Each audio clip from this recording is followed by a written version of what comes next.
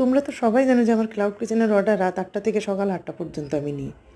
কালকে সেরকমই আমার অর্ডার সবই রেডি হয়ে গেছিলো, আমি শুরুও করে দিয়েছিলাম। আমার অর্ডার নেওয়ার পরে আমি সব প্রিপারেশন শুরু করে দিয়েছিলাম। কিমা পোলাও অর্ডার ছিল, চিকেন অর্ডার ছিল, মাছ অর্ডার ছিল, সবই শুরু হয়ে গেছিলো।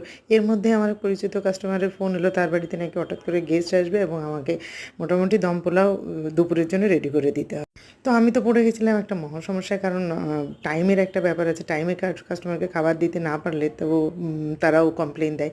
তো তার মধ্যে আমি যেহেতু পরিচিত কাস্টমার, বুঝতেই পারছো, তাদেরকে না করতে পারলাম না। তো তাড়াহুড়ো করে আমি কিমা পোলাও করেছি, চিকেন করেছি। এর মাঝখানেই আমি তাড়াহুড়ো করে দম পোলাওটাও রেডি করে নিলাম, এবং দম পোলাওটা রেডি করে নিয়ে মোটামুটি 1:30টার মধ্যে একটু সমস্যা হয়ে গেছিলো। একটাই যেখানে পৌঁছায় সেখানে আমার 1:30টা বেজে গেছিলো, এবং 1:30টার মধ্যে খুব ভালোভাবে আমি দম পোলাও সেই কাস্টমারের বাড়িতে পৌঁছে দিয়েছি, এবং তারাও খেয়ে খুব খুশি হয়েছে, খেতে ভীষণ ভালো হয়েছিল। এভাবেই আমি পাই প্রতিদিনের আমার কাস্টমারের ফিডব্যাক, এবং আমার এভাবেই ক্লাউড কিচেন প্রতিদিন চলে, প্রতিদিন এভাবেই চলতে থাকে। তো তোমাদের ভালোবাসায় আমি আজ পর্যন্ত পৌঁছেছি, আরও এগিয়ে যেতে চাই তোমাদের